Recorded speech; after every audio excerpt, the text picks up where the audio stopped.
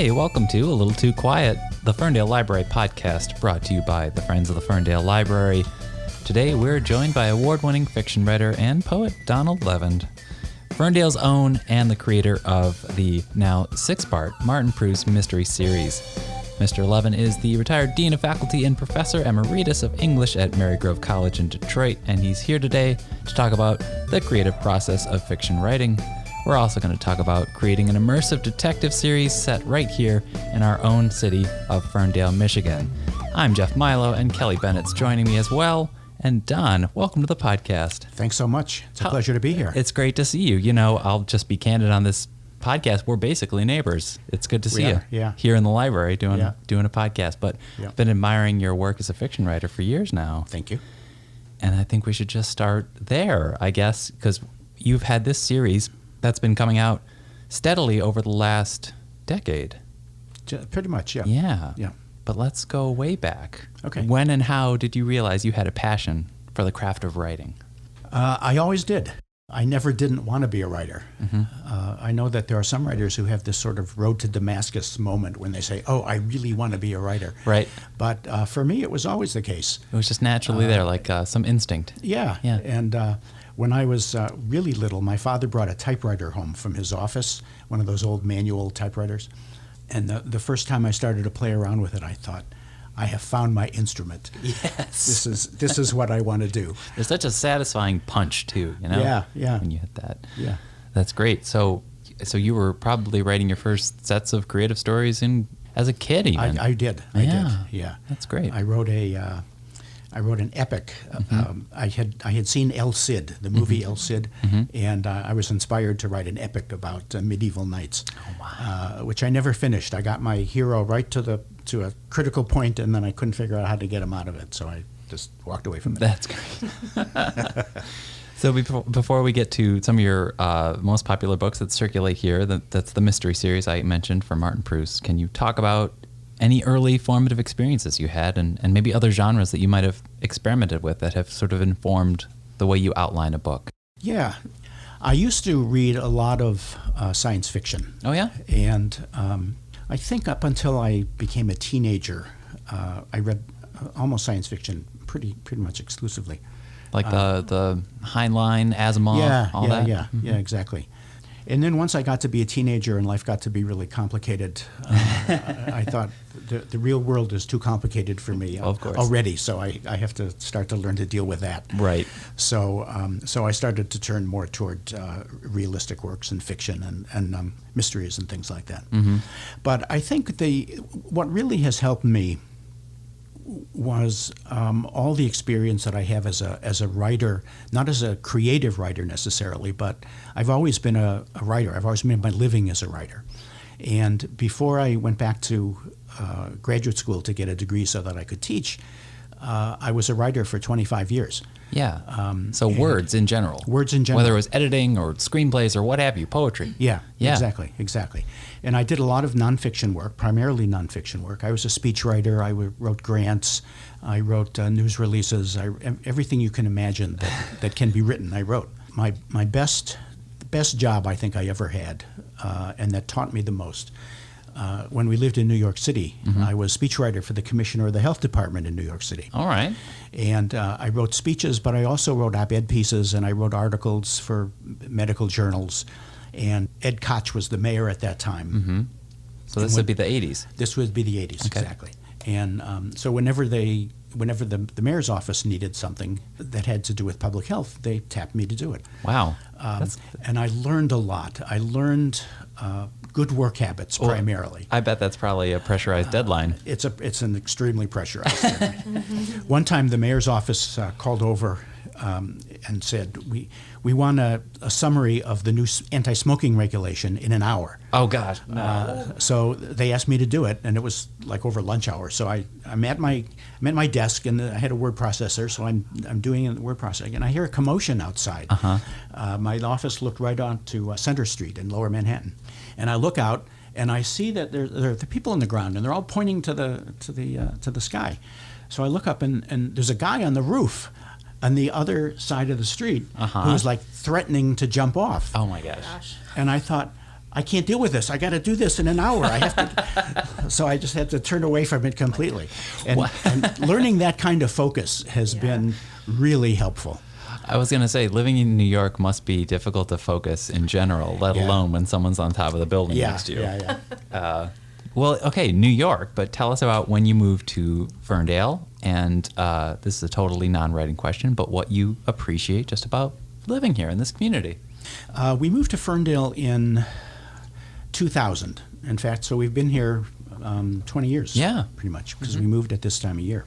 My wife and I had left Detroit in the 70s. Okay. She's from Detroit originally. I'm from Boston, Massachusetts originally, but grew up in Detroit. So we moved away, and in the 90s, we were living in Buffalo, New York, because very cold, snowy, but a nice place. Sure. Buffalo's a nice place. Yeah. And I had thought that I was going to go back to school to be a special education teacher, because while we were in New York City in the 80s, my stepdaughter, Sue's daughter, had a child who turned out to be multiply handicapped. His name was Jamie, and they were living in Buffalo at the time. So as it happens, the mayor was changing in New York City at that time.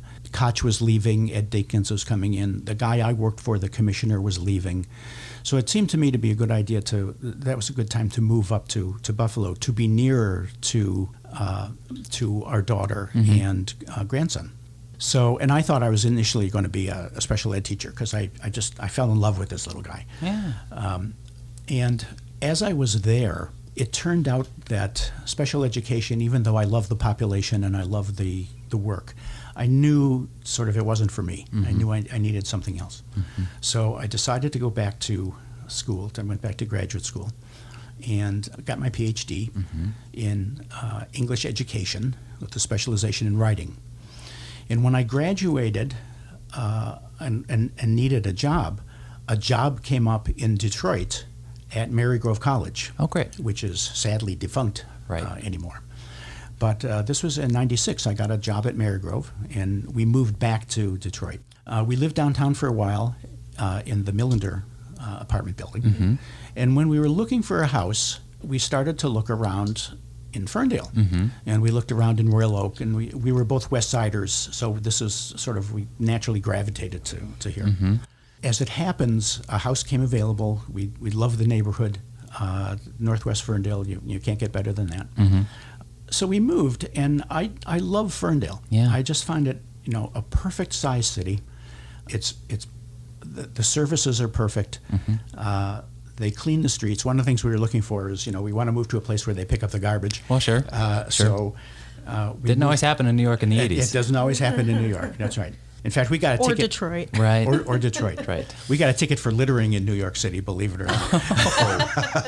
When we had first moved into our apartment, we put the boxes out on the street. Yeah. So we got a ticket for littering. And you can imagine littering in New York City, how it's kind of weird. Well, this is a shameless transition because you said that Ferndale had good services. I think it's got a good library. I'm a little biased, which leads us to the next question of just asking you about libraries in your life and your memories and what.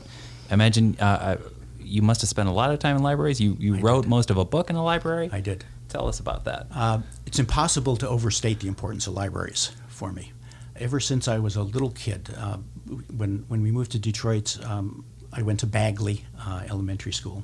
And I remember the librarian. The librarian's name was Mrs. Kilsdonk, and it was my refuge. Yeah. We didn't have any books in my house except for books that I had.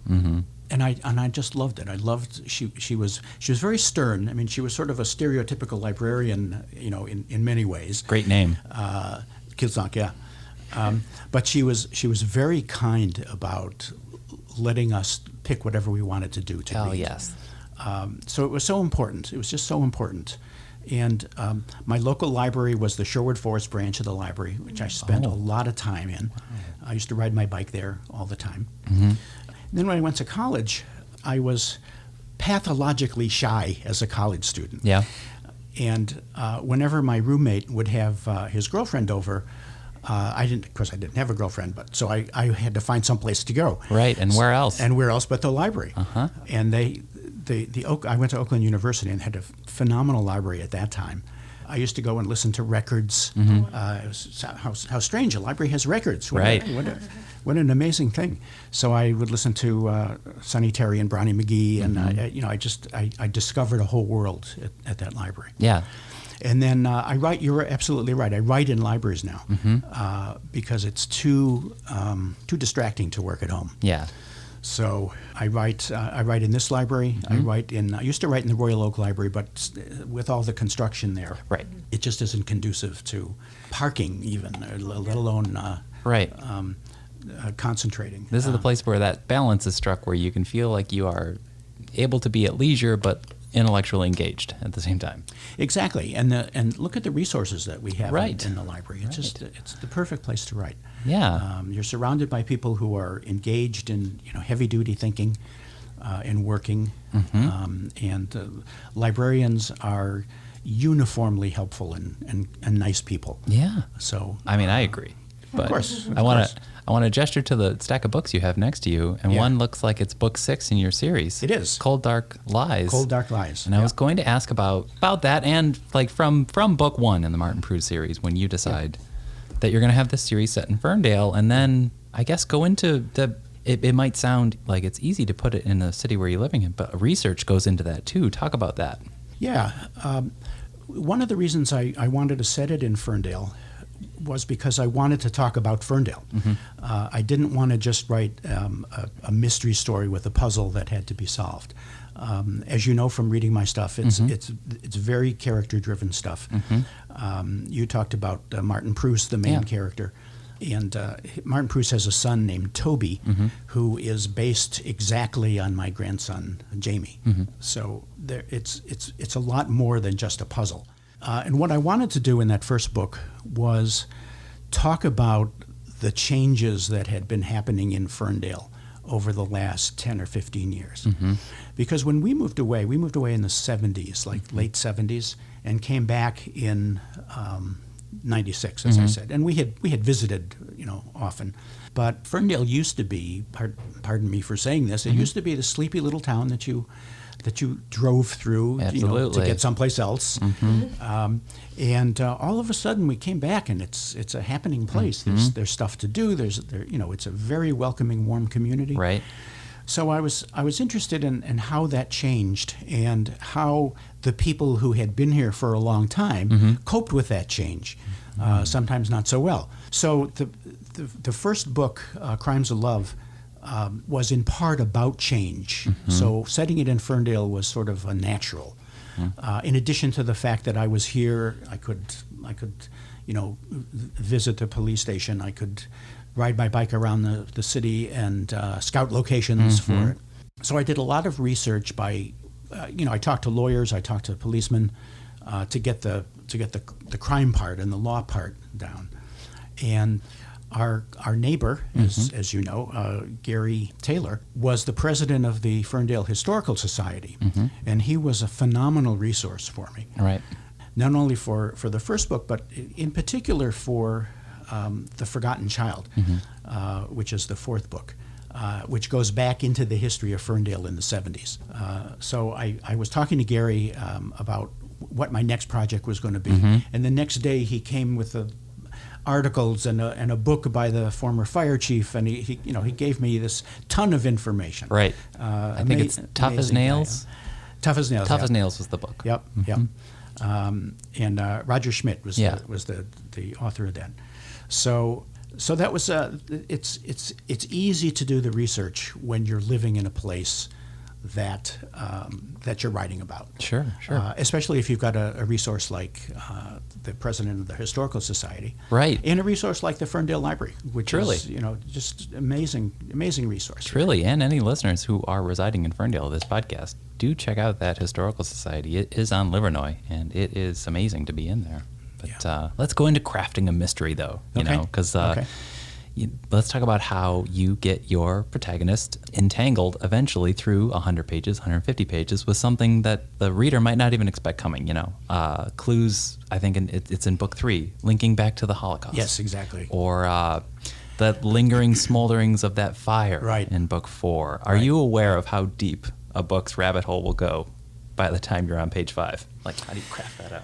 Usually not. Yeah. What I usually wind up doing is starting out with a sort of inciting crime or inciting action or inciting image even. The inciting image for the first book, Crimes of Love, was I was driving in suburban Buffalo down a sort of semi-deserted road, and I saw one of these deer crossing signs that had bullet holes in it, as you sometimes see. Right. And in the instant that I was passing it, I saw there was a house in the distance from it, and I thought, what would happen if somebody shot at that deer crossing sign, and missed, and it went into the house. Stray bullet. And a stray bullet, and somebody happened to be looking out the window at that moment. So it started with an image. That one started with an image. The other ones start with ideas that I've heard or read about, or stories that people tell me. Henry James said, if you want to be a writer, you have to be one of those upon whom nothing is lost. So if you want to be a writer, you really have to be open to everything. Always observing. Always observing, always listening. Yeah. The inciting incident in the newest Preus, The Cold Dark Lies, is a newspaper article that I read years ago. I think it was even before I left, before I moved east, about an automobile executive who was found at one of the skeevy motels in Ferndale. And I kept that in my pocket for a long time. And it just, these things I find so compelling, these stories, that I know I'm going to do something with sooner or later. So I kept it in my pocket, and then when it was time to sit down and write that one, I decided to pull it out, that it seemed like it was a good one to talk about. Those are the kinds of things that happen. And because I like the stories to be busy, I tend to braid a lot of different things together. Not just one story, but there's usually a subplot. A child is lost, or something happens. Yeah. In fact, Cold Dark Lies and the previous book is a shorter novel called An Uncertain Accomplice. And at one time, those were part of the same book. I wanted to have two, not a plot and a subplot, but two plots going forward. But by the time I finished the draft, I was forgetting who the characters were, and I was getting things mixed up, and I thought, this is not going to work. So I separated them out into 2 books. Wow. Yeah. I want to ask then also more about your protagonist. He's the character we're spending the 6 books with, soon to be 7 books, and he's very much a real human being. And I don't, not to name names out there, but I think there are other authors who are in the thriller biz and have a single character as their central figure who glamorize them. They're very like this kind of millennial He-Man type, kind of like a updated Philip Marlowe or a Sam Spade, and and they punch people. Right. But Martin Preus is a very real person, and if there are parts of his life that are not glamorous, you bring that reader in. And I just wanted to talk about that and sort of your decision to resist turning him into a Harrison Ford type. Yeah, that's a great insight. Yeah. Because I really consciously made the decision not to make him a super detective. Right. Not to make him a hard-hitting, womanizing, hard-drinking, the cliche of the private eye. Well, he's not jumping into a convertible and driving around, and he has his son to care for. Exactly. So. And it's partly his son who helps to humanize him, I think. Because his son grounds him. His son lives in a group home, as I said, is multiply handicapped. Lives in a group home because Martin Preus is a widower, and with his crazy schedule, first on the police department, and then later when he resigns and becomes a private detective, he can't arrange to have his son taken care of. So his son lives in a group home, as did my grandson Jamie, and his son is a source of peace for him and solace and understanding. His son is nonverbal, so they can't have a conversation exactly, but he loves his son fiercely. And when he goes through his days and people lie to him and sometimes people shoot at him and he has all of these adventures. Right. He goes home to his son, or he goes to his son's group home, which he does every night, and he wakes him up. He goes in the morning and wakes him up in the morning. And his son grounds him in an important way, and teaches him, or Martin tries to learn from him, what is really important. And what is important is not being a two-fisted, womanizing, convertible driving hotshot. Right. But it's to be, kind and understanding and patient. Sun teaches him patience. Yeah. Toby's the source of sunlight, really. And when you think of mysteries, you think of noir, and it's in the shadows. Yeah. But he's sunlight in his life. Yeah, that's a good way to put it. Yeah. And people who read the books come away thinking that Toby is their favorite character. Yeah. He's somebody that everybody remembers. Yeah. And the other thing I wanted to do with Toby is give an accurate, sympathetic portrait of someone who has multiple handicaps. So I've never seen that. I've never seen it in mysteries, and you hardly ever see in fiction in general. I think authors are apprehensive to bring it in. Yeah. Yeah. Yeah. And I just jumped in with it. I wanted to show people not only the challenges of having a handicapped son, but also the joys, the potential joys. Because as you say, Toby is a source of sunlight for him in an otherwise dark world. Yeah. I think that's so valuable because, there are parents out there, or siblings, or, folks who are looking to get into work with people with special needs, and to see an accurate and sympathetic portrayal is, I think we take for granted that fiction is supposed to be, exciting, entertaining, whatever, which it is. Or like books are like a movie on paper, right? But it also it shows us worlds we don't know anything about. Yeah. So that can lead to sympathy for people if you have, a character that maybe somebody wouldn't actively choose to read about, but now they've, been with him for 7 books, And And one of the things I'd like to do in my books, if not the major thing, is enlarge people's sympathies and understanding. They're not just a movie on paper, right? As you said, they're not just a happy way to spend a couple of hours. Right.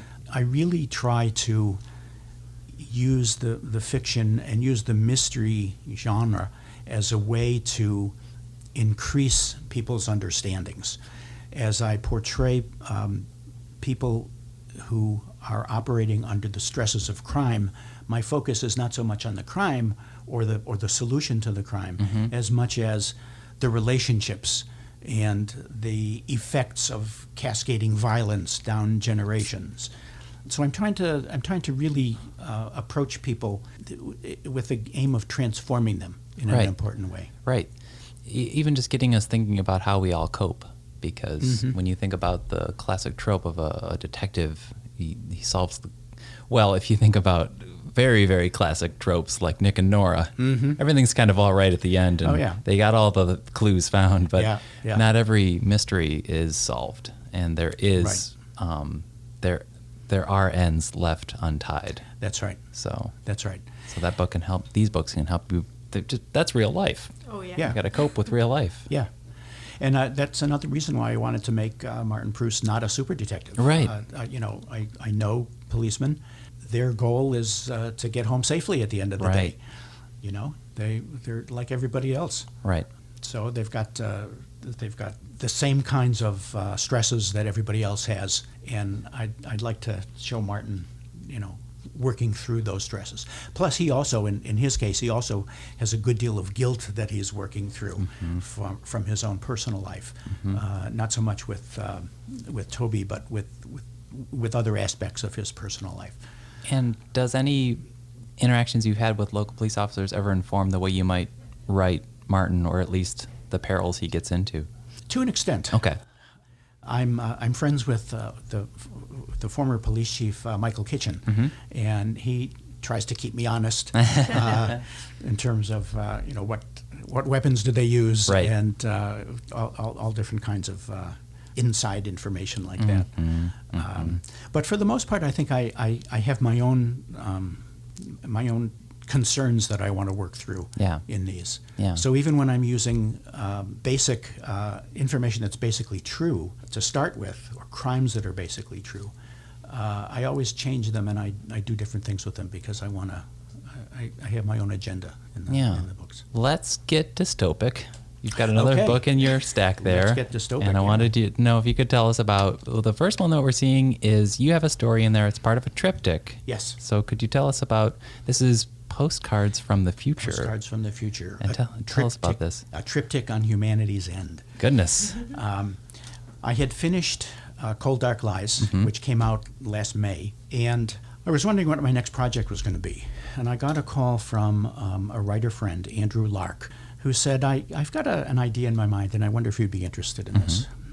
He was putting together an anthology of novellas about the end of humanity. And what that would look like. And what that would look like. Yeah. I have a particular interest, not only in mysteries, but I have a particular interest in post-apocalyptic literature. In fact, when I was teaching, I put together a senior seminar on post-apocalyptic American fiction. Well, that comes back a little bit to your SciFi influence, right? I mean, Yeah. Yep. I would have taken that. That would have been a great class. It was a great class, except it was dystopian in its own way for for the students who had a sort of difficult time coping with it.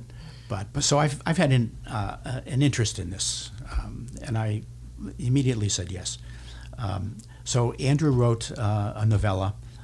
He asked another writer, Wendy Sora Thompson, another friend of ours, two great writers, to contribute a novella. So the three of us put together three different takes on how the end of humanity would come about. And so we didn't talk at all about what we were going to do, but as it turns out, there are some interesting parallels in the novellas. So I wrote a novella called The Bright and Darkened Lands of the Earth, which is a line from W.H. Auden. And it's about what happens to a tribe of women who live underground roughly 250 years from now, when climate catastrophes and war, I think of it as speculative fiction. It's all just like Margaret Atwood talks about. It takes the current situation and it projects it further. It projects it out. See, where might this go? Right. So they live on a dry earth. The animals are gone. The insects are gone. The vegetation is gone. They're eking out an existence. And it's about a younger woman who lives in that tribe, whose job it is to go out and scavenge for things that the tribe might need. So she in one of her trips she scavenges a book, and that she's never seen a book before. Nobody's ever seen a book before. Nobody can read books except for the chief elder in the tribe. So then the plot of the story is about what happens from there. That's great. And I was I found this so compelling that I sort of formulated an entire world that I was planning to write about. So I spun that off. That leads us to the next one. The next book, The Exile. Which is called The Exile. And I'm calling it Book 2 in the Dry Earth series, assuming that you know that Book 1 is The Bright and Darkened Lands of the Earth. There's a minor character in the first novella who winds up being banished for 8 days for reasons which I won't go into now. But The Exile goes into her adventures and what happens to her when she's in the upground, as I call it. Does it still involve that artifact of the book in any way? Does that have any consequence here? The written word in the future? It does, yeah. Okay. It does. In fact, one of the aspects of both of these is I think of them as Mad Max meets Beowulf. Okay. So there's a singer in the tribe, and that's how they learn their history. That's how they pass their history down from one to the other, by singing these essentially long poems. And May is the protagonist of The Exile, and she's the one who's banished, and she was in training to be a singer.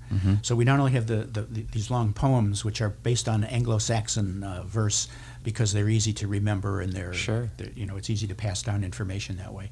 And so May has we have poems in The Exile too. So it's about language. These books, a subsection of these books is about language. I feel like I'm sensing some connective tissue because, to an extreme extent, the book about a dystopia is similarly about the mysteries a way of how in the hell would we cope? That whole coming back to how would we cope with that situation. So, and in a way, you're right. A dystopian book is kind of a flip side of a mystery, right? Because a mystery starts out in disorder. You know, there's the social order has been upset somehow, and it's up to the it's like Hamlet. It's up to the detective to put it right. Right. So there is a kind of order that happens at the end, whereas in a dystopian book, it just gets more and more disordered. So it's just the exact flip side. Yeah. Oh my gosh. So a couple questions. So that's book 2 of the series. Yeah. Are there plans for book 3? You think? There are plans for book 3, but I'm putting them on hold because I want to go back to the Preus series. Book 7. Book 7. Yeah. All right. Do you? So are you working on that right now? I am. All right. I am. All right. Before I let you go, I have to ask you for some writerly advice. Sure. You've been a writer, and words have been in your life forever. Yeah. And on this podcast, go ahead and tell us all: is there any advice that you always like to pass along? Any general advice you always like to pass along to writers, aspiring writers, any writers? Yeah, there is. The conventional wisdom is that writers need to read as much as possible. And I can't emphasize that enough. If you want to be a writer, you're taking part in a conversation that's been underway for centuries. So you need to know what's been done. You need to know how have people put their own vision in print. You need to have a sense of how English sentences are put together, or whatever language you happen to be writing in. And even if you don't, parse sentences or diagram sentences, even the act of reading gets you a kind of mental scheme of how sentences should look. Yeah. So you need to read as much as possible. You need to read things that you like. You need to read things that you don't like. You need to figure out, why do you like the things that you like? Why don't you like the things you don't like? Yeah. And the other bit of information or advice that I give is never quit. Yeah. Pay your dues, but never quit. It's so easy to get published nowadays. It's so easy to just put your own book out now. A lot of people are skipping over the dues paying part of being a writer. Well, that might be, if I can editorialize, that might be a social media effect where they just want to post it right now. They want to share it and get out there, and I think you're exactly right. So You're you got to exactly pay your dues. But just like, you're a music guy, Yeah. and just like bands aren't going to be great right out of the box. Right. You've got to pay your dues. You've got to work the bars. You've got to get in the van and go from city to city. Right. Too true. Yeah. Too true. And then another question. So we had another author, local author, Michael Zadorian, on, who also likes to set his books in this area, right here in his home. And you do that too. And I just wonder, or I worry that writers might, they might get that urge that they have to have their book be sensational and exciting and be in somewhere glamorous, like New York or LA, or someplace that they might not actually know about. So any advice to people who are second guessing themselves as to whether or whether not to just try setting it in your hometown as an author? I would first ask them, why do you want to set it in New York, or why do you want to set it in LA or Las Vegas or wherever? And then maybe try and work around to see what the goal of doing that is, and maybe suggest that if you look a little closer to home, you can do the same things, and you know more. I don't want to suggest that you only have to write about what you know, because I think that's really bad advice, and that's the other piece of conventional wisdom that gets passed along. And that takes all the joy out of discovery in your writing. It takes all the excitement out of it. At the same time, you really have to know what you're writing about, which means that if you don't know it, you've got to do the research. You've got to look into what you're going to do. And sometimes the microcosm, if you look in the microcosm of a Ferndale, you'll see the same things that you would see in a New York City, but you'll see it in a specific locale, and it becomes more powerful that way. The characters will be more specific. There'll be characters that everybody can relate to and know about. So I'd have a conversation with somebody who had that in mind. Yeah, but that also comes back to research is key, right? Yeah, we can't just think up an exciting plot, right, with exciting people. Right. it has to be realistic too. You have to do That's that right. work. You That's have to go to that historical society to read about that fire that happened here in the Ferndale and right down here on 9 Mile. And a lot of people actually don't know about it. Yeah, So I didn't know about it.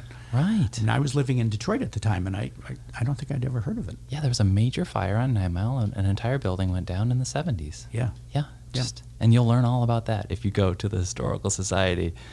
Don Levin, thanks for being here on the podcast, on the Ferndale Library podcast. My pleasure. Thank you. And glad to have you here in Ferndale. You're residing on the street that I literally grew up on as a child. So appreciating, especially, I'll speak for everybody, that you're writing books about a Ferndale that is changing, but also glad that you love libraries so much. And we recommend that you visit Don Levin's blog. It's donaldlevin.wordpress.com, where he shares essays, previews of soon-to-be published works, and spotlights other authors who are writing quality work that may be outside the boundaries of the traditional mass-produced commercial publishing world. And it's actually there that you can read the first chapter of this new book that we talked about, The Exile. It's book 2 in the Dry Earth series. Thank you so much to Don Levin. Thanks to Kelly Bennett, the producer. And my name is Jeff Milo. This is the Ferndale Library Podcast, brought to you by the Friends of the Ferndale Library. If you want to support this podcast, you can just go over to ferndalefriends.org, and you can find us on Apple Podcasts, where you could leave us a review, and maybe we'll find some other library-loving listeners. Thanks so much. This is A Little Too Quiet.